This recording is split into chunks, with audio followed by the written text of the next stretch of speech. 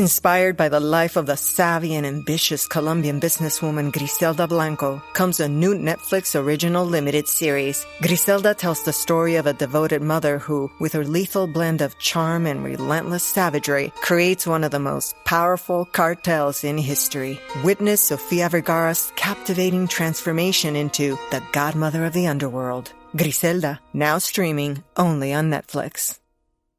Drug addiction is a disease. It is resistant to treatment, it is subject to relapse, and it can be fatal. These people are the casualties of this war, and it's not a war on drugs, it's a war on people. Teaching people how to be people and providing value in their lives, that's what we're supposed to do as a society, and we have utterly failed this, population.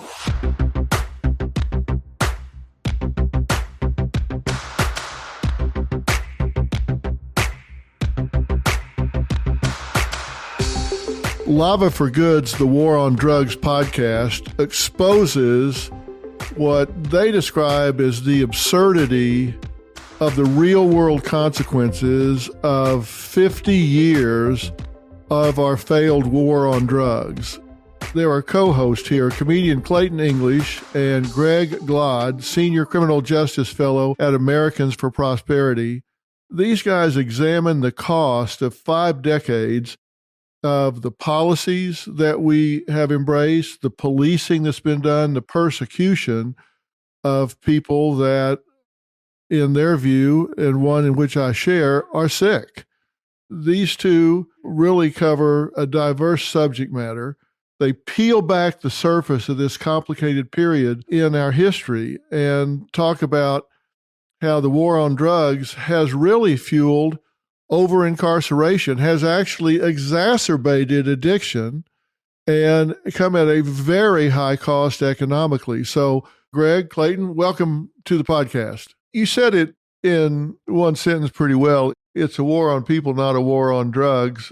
What needs to change? If we're not going to do what we're doing, and clearly what we're doing is not working.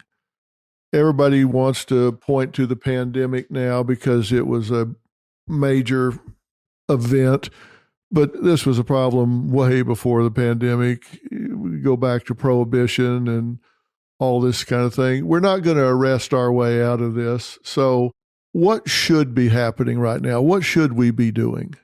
So, I think there's a lot from a public policy standpoint to try to kind of right some of the wrongs from the laws that are on the books and the things that we're able to do. Our team works a lot on Capitol Hill and in states to, right now we're working on a bill called the Equal Act, which would, stop the crazy chasm between how we treat crack cocaine compared to powder cocaine, which are essentially pharmacologically, identical, except for crack, the way that you bake it. Allows it to be a much more pungent punch, cheaper, and shorter lived. And so that was essentially established after, in the 80s, kind of seeing the crack cocaine epidemic. And this is the way that we thought we were going to get out of it. It was a failure. And so to make that a 1-to-1 and start right sizing some of those laws, reduce some of the mandatory minimums, allow for judges to see a case and say, the mandatory minimum says you're supposed to go to 10 years, but I think that you would be much better in recovering addiction. So you're going to go to jail for 2. There's all these things that we can kind of start picking at the edges around, limit the ways that law enforcement's able to, do no-knock warrants based upon, a minor drug bust and things like that. There's a lot of those civil liberty aspects of things. But when you're talking about actually winning this drug war overall from a policy standpoint, it is start to take a healthcare approach rather than a criminal justice approach, to allow for experts to lead on this and get people into recovery, through methods that we know work. And so, one thing I do somewhat agree with, but I don't like the way that it's been implemented in practice. It is kind of some of the, medically assisted treatments that we see, that have been effective in places like Europe and Switzerland, where you allow people to come in and utilize, drugs and wean them off in a certain way. But I think that we failed at that as a public policy standpoint, kind of going the other way, and have allowed for open air drug markets to proliferate in places like San Francisco and Philadelphia and Baltimore. And I don't think that's the right way either. We need to find that balance between, actual tough love, and allowing for this and understanding that aspects. But we kind of go one way or the other. We either try to criminalize our way out of it or essentially ignore the problem. And it really is that tough love standpoint where we have carrots, we have sticks. You can't you have to earn your way off of this, but also leads you through a place of empathy and understanding that failure is a part of recovery. That's the one part. You see a lot of things that we try to do from diversion, but the first time they have a dirty urine test or the first time they miss a meeting, we throw them out on their ass or we throw them in prison. And these are the types of things that fail and what bring people back to relapse. So it's complicated, it's messy, but having that tough love aspect and trying to lead with policy and evidence rather than kind of feel, that's where we need to start at the very least. Yeah. And let's talk about that for a minute, because I'm well aware of some of the safe zone practices and stuff in some of the Nordic and European countries, and some of those that advocate for that in the United States, and they cite the success levels in Europe to justify doing that here, but they're not doing the same thing here. Right.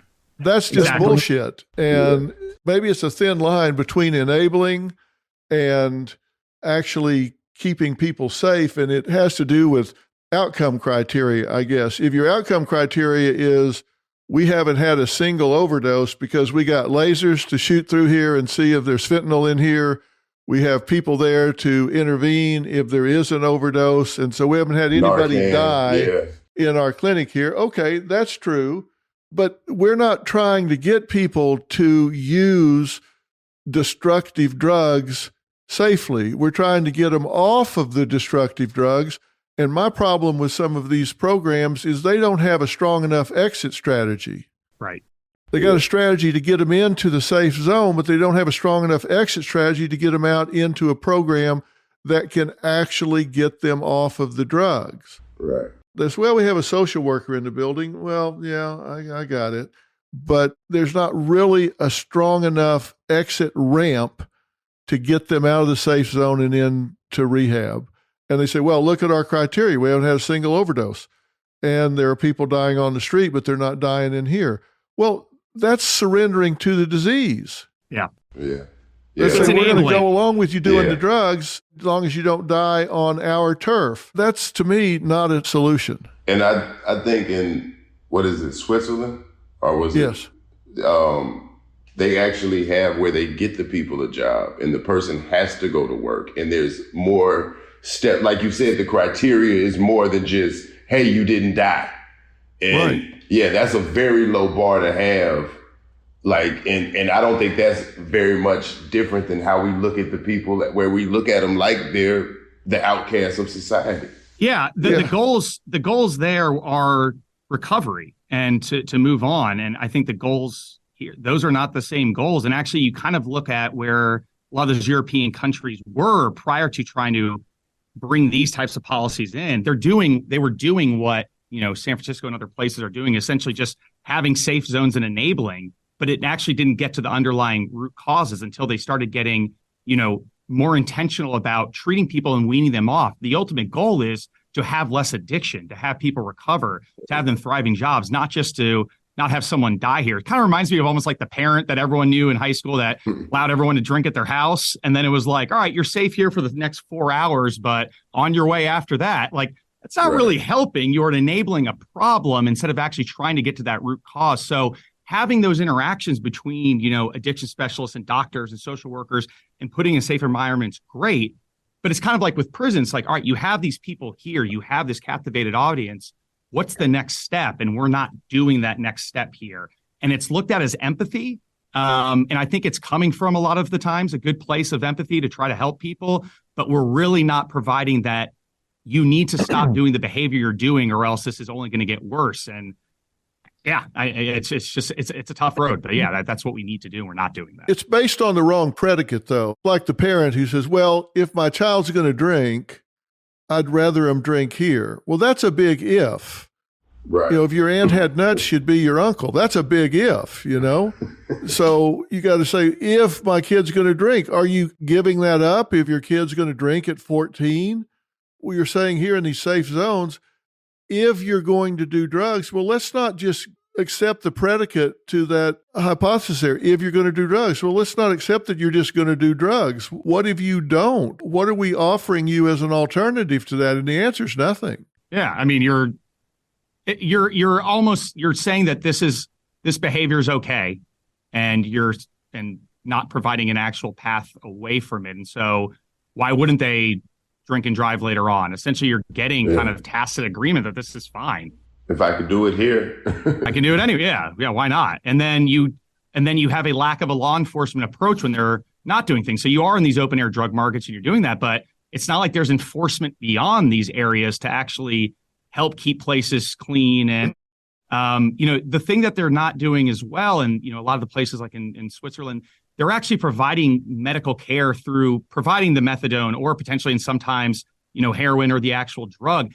A lot of the root causes of crime are people trying to keep up with a $200-$300 habit. And that's not getting to that. They're bringing their own drugs there to essentially use in a certain way, but they're still having to rob, deal, prostitute, whatever else to get the financial means to get that. And so you're not actually tackling a lot of these underlying problems. You're just kind of giving a safe space for a couple hours, then all the other problems still exist. And I don't see how that's going to be effective long term. Looking for a fun way to win up to 25 times your money this basketball season? Test your skills on Prize Picks, the most exciting way to play daily fantasy sports. Just select 2 or more players, pick more or less on their projected stats, and place your entry. You could turn $10 into $250. Right now, Prize Picks will match your first deposit up to $100. Just visit prizepicks.com/fan and use code FAN. That's code FAN at prizepicks.com/fan. Must be present in certain states. Visit prizepicks.com for restrictions and details. Hey, sometimes I get so busy, I scramble to get something to eat, and it may not be quite so healthy a snack. I found something that works well with my lifestyle. Happy Viking, the protein and superfoods powder created by Venus Williams. Happy Viking is an easy and convenient midday shake. I mixed the triple chocolate protein powder with coconut water, and I gotta say, it is delicious. The flavor and texture is amazing. 93% of the customers say Happy Viking is the best tasting plant protein powder they've ever had. I'm one of the 93%. Venus created Happy Viking protein and superfoods powder to transform her health, and you can too. Happy Viking protein and superfoods powder, made by tennis champion Venus Williams, is hands down the best tasting plant protein powder out there. Visit drinkhappyviking.com and use code PHIL for 20% off your first purchase. That's 20% off at drinkhappyviking.com with code PHIL. I deal with a lot of these families that have a heroin addict in the family, and they'll tell you, look, we don't want them dying under a bridge, but if we let them come home and we go to sleep, they will come in our room. They'll steal everything we own. They'll take our credit cards out of our wallets. They'll take money, jewelry. Yeah. And go out and turn it into drugs, because we all know if you're seriously addicted, you're going to do whatever it takes to get that next fix, because you're trying to avoid being deathly ill. Yeah. So what do we tell those families? And they say, well, I'd rather them be in jail than under a bridge. They can't come home. I don't want them under a bridge where they're going to get beaten, raped, robbed, killed, or whatever. If they're in jail, at least I know where they are. Well, I suppose there's something to that, but giving somebody 3 hots and a cot so mom doesn't have to worry is not the objective of incarcerating people. Right. A, they're going to do drugs while they're in jail, and B, the minute they get out, they're going right back into the system they were doing drugs with before. So let's be specific. If we're going to spend the next 50 years focused on something, what are the 3 or 4 priorities that the policy needs to focus on for the next 50 years? I think the biggest thing is to remove the incentives that kind of proliferate the drug war first off when you're talking about kind of just big government and continue to turn the wheels. And so one of the problems that we have right now, and you see this all throughout the drug war, is that there is an incentivization to continue to make these low-level arrests through either grant programs or whatever, or it makes you look good. The more arrests you have, the more prosecutions you get on these. And we go after the lowest common denominator because these are the easiest cases. And so kind of removing some of those incentives away, saying that good policing doesn't look like the amount of arrests you have. Good prosecuting doesn't mean how many convictions you're getting. And so we have to really divorce those things away from each other. So that's one policy standpoint I think we really need to hit on. And then I think a lot of this is taking a lot of the resources and dollars that we're putting in, just locking people up and trying to find those alternatives and setting up actual statewide healthcare centers that can come together with law enforcement and actually try to bring people out with checks and balances and incentives and carrots and sticks. And we've seen that being effective in minor little, studies and things like that. But doing that on an expanded level, I think is going to be helpful. And then also kind of implementing some of these things in practice in a correctional facility. One of the things that we've been pushing for is, having some sort of medically, assisted treatment within jails and prisons. And because of the lack of correctional officers, or because of the lack of resources, or really the desire to even do any of this stuff, people try to get off or wean drugs in jail in this horrific setting, when we should be trying to kind of help them bridge that if we're going to have in this carceral area. So I think that's something that we really, really need to start looking on. You've seen a lot of effectiveness in reducing overdose deaths, reducing addiction post-release, if you're able to kind of tackle that problem while they're incarcerated, if we're going to continue to incarcerate people for these types of things. And so those are, I think, the main ones that I'm looking at. And then a lot of it's with social stigma, with addiction still. I think there's still propaganda and a villainization of people that utilize drugs. And this is a behavior that we don't want, but that doesn't mean people are evil if they go through that. And so I think we're slowly seeing, Dr. Phil, one of the things that's been actually, a positive of kind of the opioid epidemic and fentanyl epidemic, is that it has been hitting different social areas. It's been hitting rural places. So people that were kind of at a distance from the drug war for a long, long time are now seeing it face to face and understand, well, that's Tommy, our neighbor's kid. He's not a bad kid. He's a screw up here and there, and he messed up here and he's gotten into some stuff. Or I know Bob lost his job, or I lost my job, or I got strung out on opiates, with a busted knee, and now, my doctor's unprescribed. Like, you kind of see it firsthand, and I think that changes people a little bit. And so reducing that stigma, I think will be a major aspect, and we're slowly starting to see that. But those are kind of the biggies from a policy perspective that I could see is much more investment as a healthcare issue than a criminal justice one, and removing those incentives for the criminal justice system to continue to proliferate off this. Clayton, what do you think people need to hear that are on drugs that's going to get them to be drawn towards some kind of help instead of hide from people that are out there trying to help? What do you think people need to hear that are on the drugs? Man, that's a tough one. But I think they need to know that it's people that actually care about them. And there's people out there that want to see them a functioning member of society. So, I don't really know where to begin. I think like even I have people in my family, like, you don't know, you want them to get the help. It's like you said, you bring them into your house and they could be good for max maybe 2 weeks before stuff starts turning up missing, and everybody's going to turn on them, and that's why they're out on the street. That's why they're cast out. But I think that there's people out there that, want to see them do well. But from what I hear, they got to hit that bottom.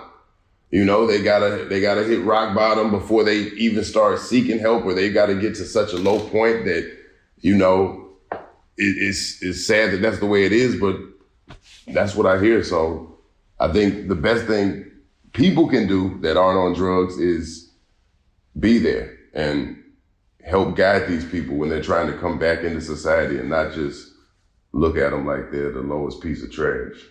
Yeah, and I think for me, it's trying to show that they have value and that they can provide something, and actually showing that in action. This always sticks out to me when I visited a prison. There was a guy that was in and out of it. It was either a string of robberies or larceny, but a lot of it was was drugs to kind of keep that habit going.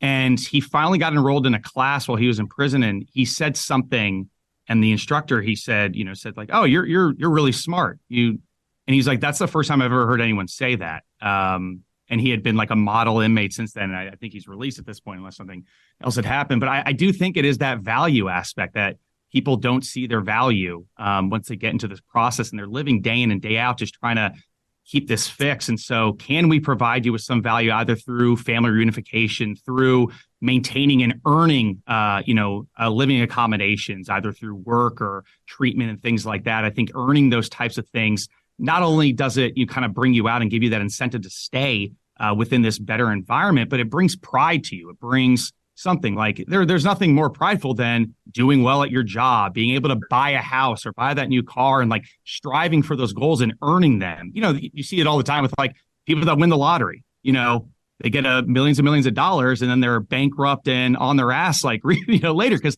they didn't earn it. They didn't actually do that blood, sweat, and tears. Like Clayton, how amazing was it to probably open for Chappelle or win last time? So when you had done all those hours before going into shitty comedy clubs across the country, doing opening acts, all that open mic stuff, like to finally like hit that point and peak, that's what matters. Like that, and then you're like, okay, like I've made it. Like, and that means so much more than like, here's your award or you're playing the Forum tonight, you didn't earn your shit. Like it's a bigger diff. Yeah. And when you saying that, I think the thing that I would tell people that are addicted is kind of learning from Dr. Phil just now while we've been sitting here is figure out what you want to do. Figure out what you want to do, where you want to be. And it's so many people who have came from addiction that have gone on to be some of the most prolific writers, actors, musicians, all types of beautiful art has been created from people who, if we just looked at them in one point of their life, would be viewed as an addict. So yeah, find something. Because comedy was definitely that for me.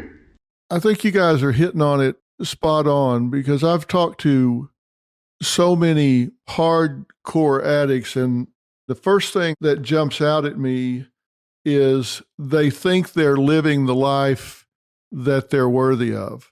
If they're prostituting themselves or they're living on the street and they haven't bathed for a month, they've got head lice or whatever it is, you talk to them and you listen to their internal dialogue. If you can get them to tell you what they're telling themselves, you don't ask yourself why they're doing it. You ask yourself why not, because they're telling themselves that they're worthless human beings and that if they overdose, so what?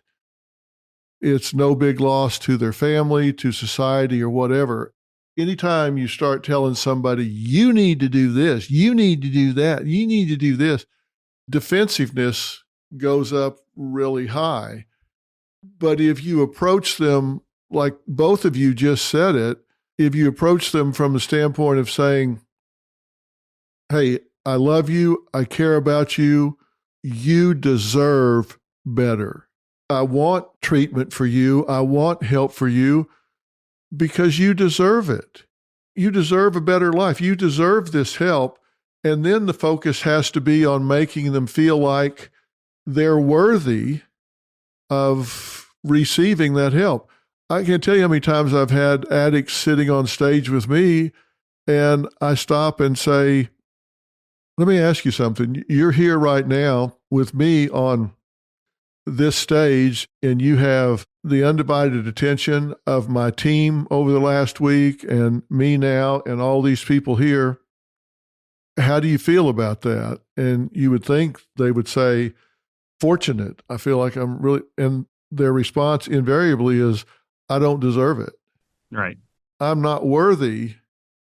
I'm sitting here with you and there are 10,000 people that want to be in this chair. I'm not worthy of being here. Somebody else should be here instead of me. And somebody else your team should have been working with. And you're offering me this amazing rehabilitation opportunity and all this professional help, and I don't deserve it. It's clear to me that the fundamental threshold you have to cross over is they have to decide, I am worthy of it, and I'm going to live up to that. If we'd spent 50 years helping these disenfranchised, marginalized, no goal, no passion people to feel worthy, that they can require more of themselves and they deserve more of this life, I think we'd be a lot further along than we have been arresting them and locking them up for half an ounce of this or a half a gram of that. If we'd taken all that time and effort and helped them feel better about who they were, then you treat yourself better. Yeah. And we're not doing that. No, it's exactly right. And, just like any war, to be effective, you have to essentially turn your population through propaganda against this enemy. And that's what we've done, just vilify this population and made them seem like they're lesser than. And that's been by practice. That's not, that's not a flaw in the system. That's been by design. So that they're able to increase sentences. So you can do all these things with civil asset forfeiture, where you take people's stuff without convicting them of a crime, where you're able to utilize a no-knock warrant, essentially deprive people of these liberties because of this war, because drug addicts are bad and they're villains. They are the enemy of this war. And we have done that over and over again, rather than saying this is a problem, this is some behavior that we don't want in our society. But the way we get out of this is love, empathy, and value in these people around the other way, just like anything else. I mean, think about, beating your kids, spanking your kid, doing all these things to children, we would not accept. Like, it's not that hard. It's not rocket science to understand. It's not anything different than what you're saying, just how you do parenting or being a teacher or anything else, just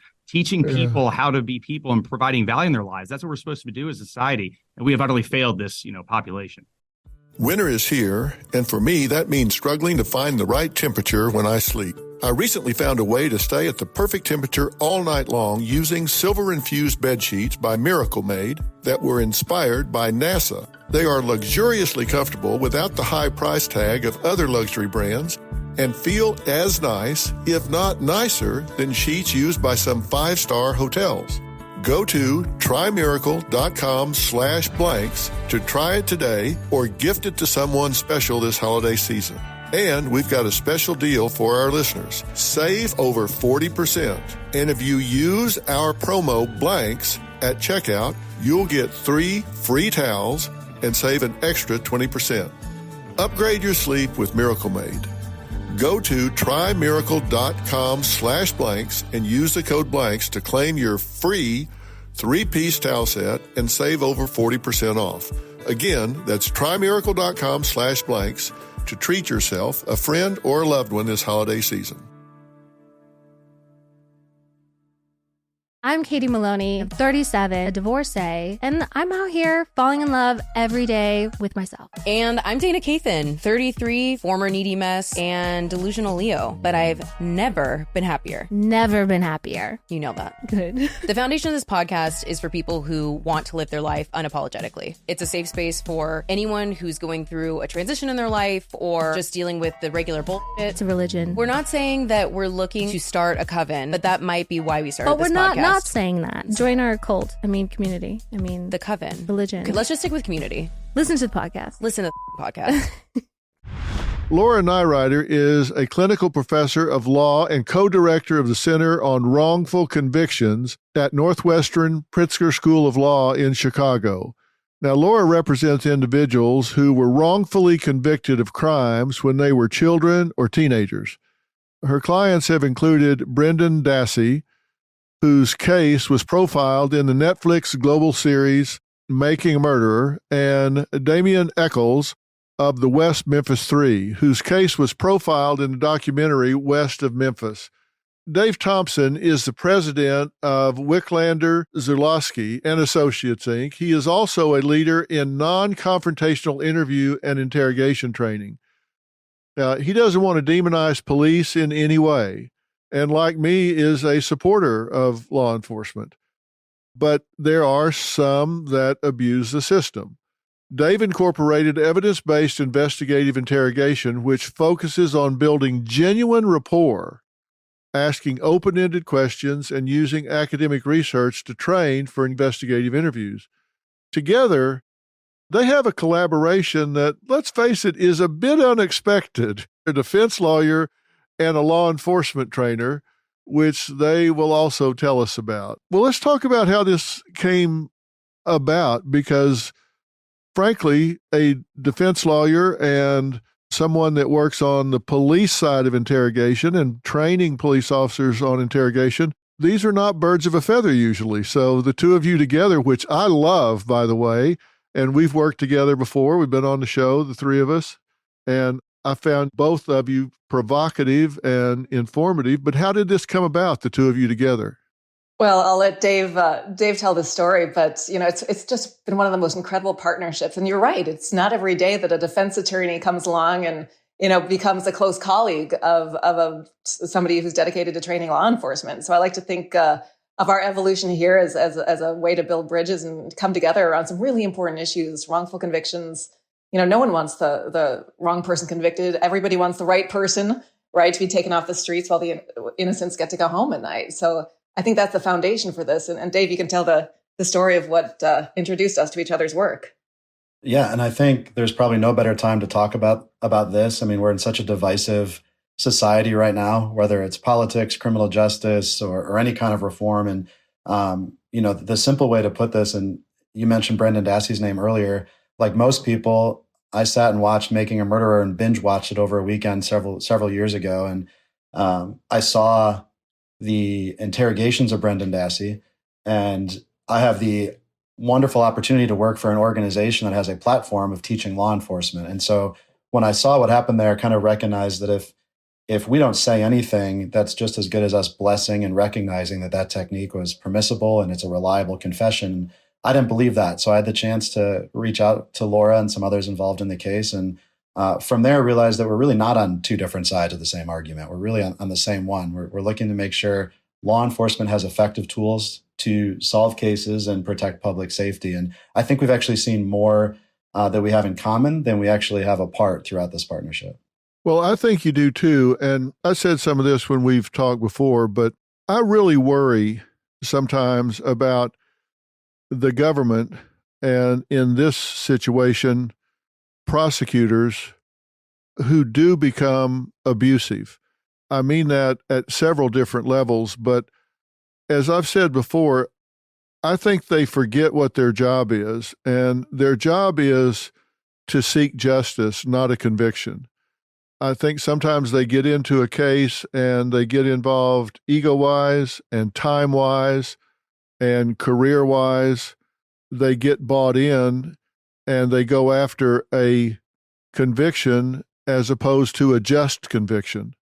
So they'll do virtually anything to get that conviction once they start down that path, whether it's just or not. And I can't believe that some of these prosecutors don't know when they've gone past the line and say, I've taken liberties here in getting a confession. I've taken liberties here in getting someone to say something that a reasonable, rational interrogation in the bright light of day with proper support in place would never have been given.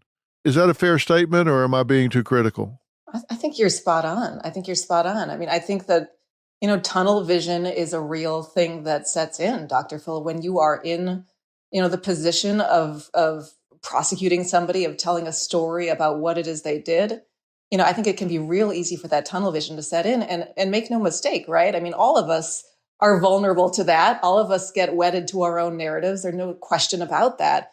And that's why I think this partnership that Dave and I have forged has been so incredibly valuable, because we can serve as checks on each other. We can bounce ideas off each other. Am I getting too much, in my own place of tunnel vision here, right? So those are the conversations we have all the time that are so useful as we think about moving forward. Right. And you mentioned, Dr. Phil, the prosecutor perspective here. And I think it's important to see how that trickles down to the detective, right? I like what you said, their goal is to seek justice, not a conviction. And when we look at the interview or the interrogation, the goal should be, how do I obtain actionable intelligence versus a confession? And it's that mindset shift of, let's get rid of this presumption of guilt. And instead, let's enter a conversation with the goal of, let me obtain as much information as possible so that we can further investigate. But, we've got this kind of CSI Law and Order effect where everybody thinks the goal of every conversation is to get the I did it. And in fact, that promotes the tunnel vision that Laura just spoke about. Yeah, I'm always concerned when you look at the evidence and you see there are interrogation methods that are long embraced and used by probably the vast majority of interrogators. They include certain things such as lying to a suspect, misrepresenting evidence, things that have been constitutionally protected in many ways. Those same things are used with sophisticated, intelligent suspects, all the way down to those that are intellectually challenged. And when we look at the number of false confessions that lead to wrongful convictions, it goes up dramatically when you use those techniques with those that are less equipped to recognize and fend them off versus those that are equipped to recognize and fend them off, which tells you that it's not a level playing field. If you have someone that's got an 80 IQ and no support system and you use those techniques, you're going to get 2, 3, 4 times as many false confessions as you do with a sophisticated suspect.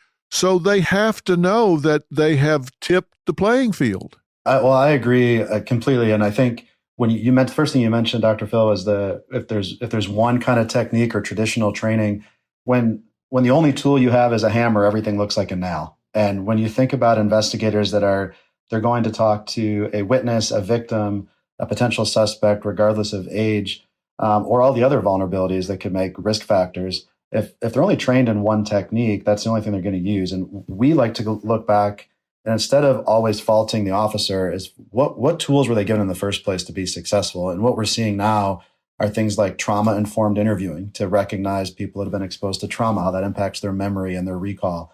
We're looking at the social science of, when we say juvenile or youth, now we're looking at upwards towards the age of 25, not traditionally 18. And I think the more we know that we can educate investigators on, they want to do the right thing, but we need to provide them the tools to do so. I mean, I think that's one of the most important things that you're doing, Dave, and that we're doing in partnership. The amazing thing is, I think most people don't know that police are allowed to lie to kids during interrogations, much less that police have been trained to do just that. This is being taught in all 50 states to our police officers, right? To our law enforcement that's out there on the streets. They're being taught to use these techniques. And, the history here is fascinating to me. These techniques in which we deceive and manipulate people during interrogation. These techniques were invented way back in the 1940s and 1950s, and they have gone untouched. They are still in use today, even though now that DNA hasn't been invented, we're realizing that people are falsely confessing due to this manipulation so much more often than anyone would ever have thought. So we're at this moment now of realization, thanks to DNA technology, that these old, outdated techniques, it's time to get rid of them and do something new. I work with law enforcement as well, doing training and all, and I've been asked over the years so many times, is Stephen Avery guilty and is Brendan Dassey guilty? I've given the same answer every time, and that is, all I can tell you for sure is that neither one has ever had a fair trial. Don't know if they did or didn't. I can tell you what I think. What I know is they've never had a fair trial. Well, look, I can speak only as Brendan's lawyer, but I've represented Brendan Dassey for 15 years now. And my work on his case and getting to know this young man who was 17 when I met him, he is 33 years old now. I am so proud to represent Brendan Dassey. The only evidence connecting him to this murder is this confession we're talking about, where he's not even able to describe what happened. Every citizen who cares about truth, who cares about due process, who cares about reliability in our criminal justice system should be jumping off their couches and, rushing out there to make sure that this doesn't happen again. Not to Brendan, not to any other special education student, not to any other kid, not to any of us, right? The way the system let that boy, now man, down is just heartbreaking. Laura provided the opportunity for us a few weeks ago to chat with Brendan. And I think it's important for me to be able to say how kind and inspiring Brendan Dassey is. And I can't imagine anybody I've talked to. I know we had Terrell Swift on your show. Anybody I've talked to that's been kind of a victim of this process, it just amazes me the hope and the positivity and the focus that they have. Because they know who they are and they know what they did or did not do. And Brendan, just one of the positive, most inspirational piece of this whole puzzle, I think.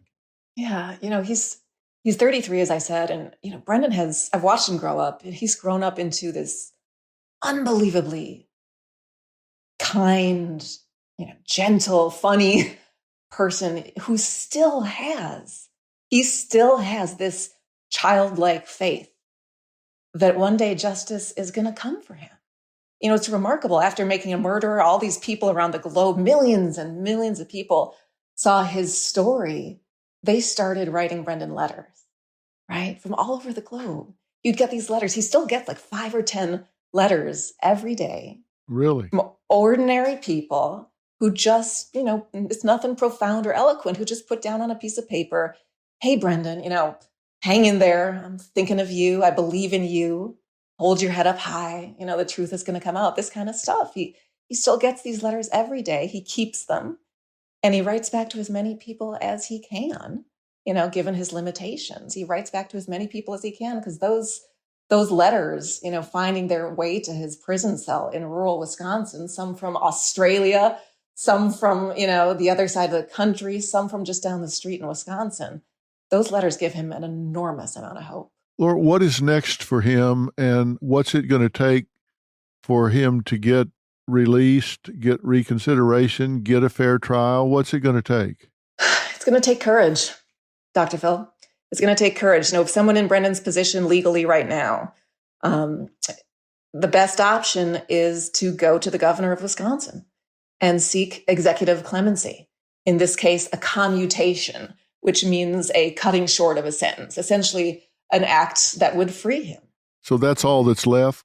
That's Brendan's, best option right now by a mile. So right now, we are in a process of education, of collaboration, reaching out to folks around the state of Wisconsin. Hey, have you heard about Brendan Dassey? Come talk to someone like Dave, right? A law enforcement authority who knows what he saw when he saw those tapes, who's shown those tapes to 50,000 cops around the country to train them. Come and just sit down with us, talk with us, watch this video, meet Brendan. And, I guarantee once you approach this case with an open mind, there's only one right, decent thing to do, which is free Brendan Dassey. And what is his sentence right now? He was sentenced to life in prison with the first possibility of parole in 2048, when he will be 59 years old. 2048. That's right. That's right. Good God. And one of the amazing things, Dr. Phil, is because of all these problems with his case that we're talking about, during his trial, when he was on trial back in 2007, the prosecutors actually offered him what they call a mercy plea. No strings attached. Just say you did it. We'll give you 15 years in prison. Don't have to testify, nothing. Just say you did it, 15 years. He said, no, I didn't do it. I want to go to trial. I want to get through this trial. I want to prove my innocence. Now, because he went to trial and was convicted, because people don't understand why someone would falsely confess, right? Right. Now he's got life in prison. He's done way more than 15 years. He's coming up on 17 years now. Yeah, he would be out. That's right. That's right. But he stuck to his principles, and it landed him a life sentence. Wow. That's sad. Nobody knows. But like I said, what I know for absolute certain is he has never had a fair trial, and he certainly hasn't had a fair shake. I'm having lunch this afternoon with Marty Tankleff. I worked on his case back when he was still in on trying to get him out. And as you know, he was exonerated, got out, became an attorney, is now adjunct professor at Georgetown, and works on just these kind of cases and has a family. And you just hope when you give people the chance they deserve, you see what happens. It's just astounding to me. No, it's what you were saying before, the resilience that these folks show and the humanity that we're locking up wrongfully in these cases. Marty's a great example. Dave, you know Marty as well as I do. Yeah, Marty's, again, another example of an inspiration. He's helped testify in some of these legislative hearings to get policy change. He's been a great support. And I think, if we could go on just real quick back to Brendan's case, and I mentioned we use some of these examples in our training, among other cases and examples. I tell Marty's story all the time. Most, if not all, investigators identify the same thing when they watch these tapes. And I don't know the investigators that were involved in Brendan's case. I don't know their mindset at the time. But when I talk to investigators today, when they reflect back, I'm sure they wish they would have done things differently, even just because of the reliability or unreliability that comes from those statements and the approach that was used. And I think that's powerful. We've got investigators across the globe that recognize there's an issue with the reliability of that information. And as Laura said, that's the information that was used to convict. And so we've got a simple math problem here. Yeah, that's shocking.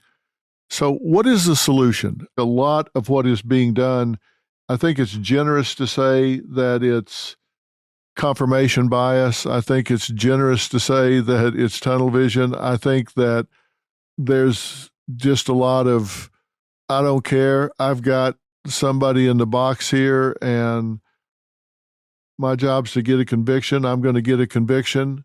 I've worked with so many of these prosecutors who have just told me straight up, I came over here, A, to get experience in front of a jury, and B, to build up a one-loss record, hopefully perfect, and then I'm going to jump to the defense side of the docket so I can then start recruiting these cases and say, hey, I was a prosecutor. I was your worst nightmare. I never lost a case. I know how to beat these cases because I've been on the other side.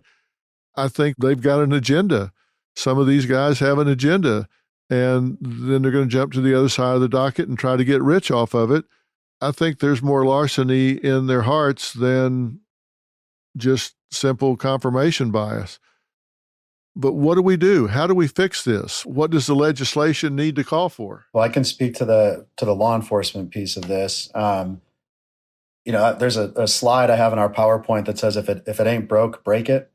And part of the first thing that we have to do when we're training investigators is identify they've used techniques for the last several decades that in their mind have been successful because they have successfully solved some cases. And so the first thing we have to do is educate what all of these potential tactics are that can be a problem. The second thing we have to do in conjunction with that is provide education on what training does work. About almost a year ago now, my hometown of Buffalo, New York, we had a shooting, a racist attack at a grocery store. Sentencing was just about a week ago. We had 10 people in our community were killed. And if you have to go interview the witnesses to a shooting, you can't be relying on these deceptive tactics or assuming how they're going to respond. You need to understand how trauma impacts those witnesses.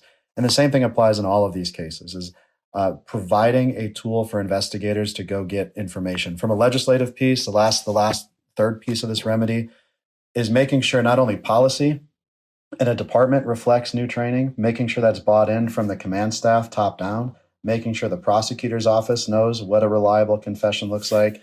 And if all that doesn't work, and it hasn't, we have to know that about 30% of wrongful convictions contained a false confession, which means about 30% of these had confessions that were admitted by the courts as voluntary.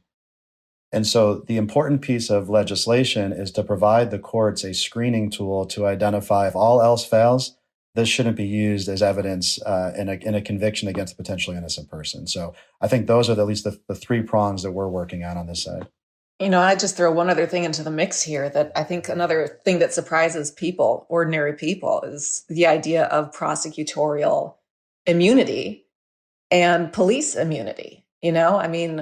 For those of us who are just, doing our jobs, living our lives, you make a big mistake at your job, or if you do something intentionally wrong at your job, all of us can be held liable. People can sue us, right? I can get sued as a lawyer for malpractice. We can all get sued in different ways, held accountable for the things that we do wrong. But what's wild is that for police and prosecutors, it's not the same, right? They have been carved out of that system and given special immunity so that if you are a prosecutor, and let's say you are a bad guy, and you decide to intentionally frame someone for murder, knowing that they're innocent, right? The worst of the worst of the worst things you can do. Send them away to prison for life or maybe to death row. And you do this on purpose.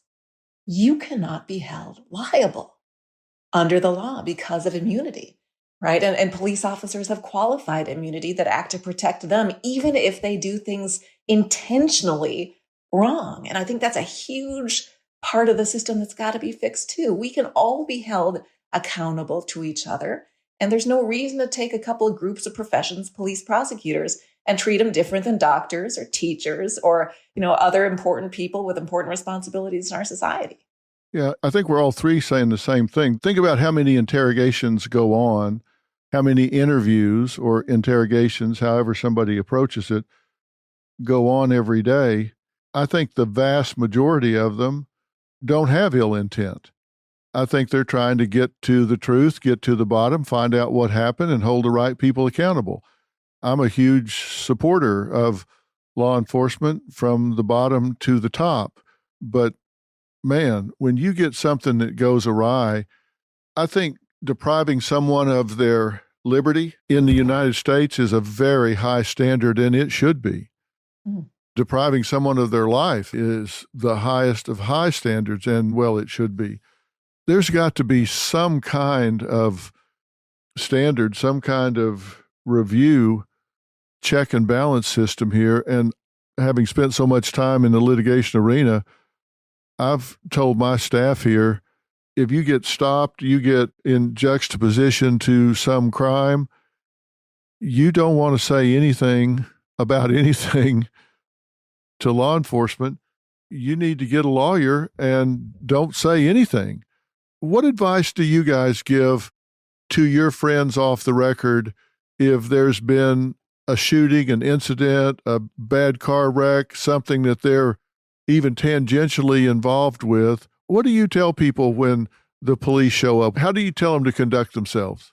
I'll answer that because I think it's unique from my perspective. Call an attorney. And I think the same thing happens. I think police officers that we train tell their family the same thing, because even by saying, obviously, be respectful and cooperate, which makes sense, but cooperate is part of the problem, right? Because we all perceive what cooperate means differently. If that's starting to give up information that you don't realize is going to incriminate yourself, even if incidentally is an obstacle. And even with kids, so parents that are listening, parents are often the worst person to be in the room with their child during an interview.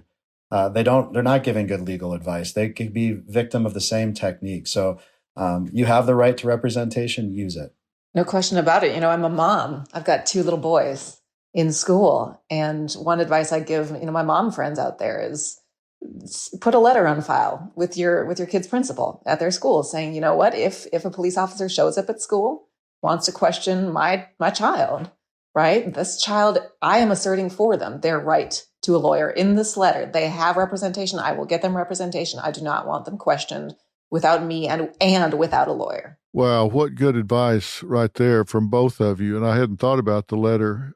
Dave, I agree with you 100%. I've had cases where someone has died in the home and the spouse's parent has shown up to support, and they just took them to the police station as witnesses, not as suspects, and listened to them talk.